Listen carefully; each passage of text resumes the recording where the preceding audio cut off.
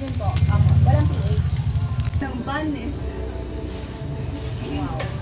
Kahit naman sa bibig ko yan. Yung sa banig dito. Sa totoo lang, hindi naman po kami nakatapos eh. Kaya umaasa po kami sa pagbibusiness, ganyan. Baka sakaling doon po, kahit papano, kahit di po kami nakatapos, meron po kaming pagkukunan.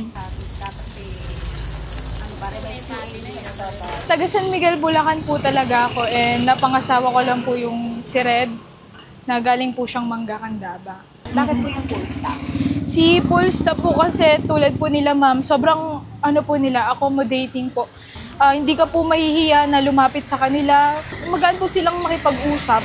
Yun po kasi yung una po namin hinahanap eh. Marami nga pong burgera na, na mas kilala. Pero iba po kasi yung pakikisama po sa tao ng mismong owner.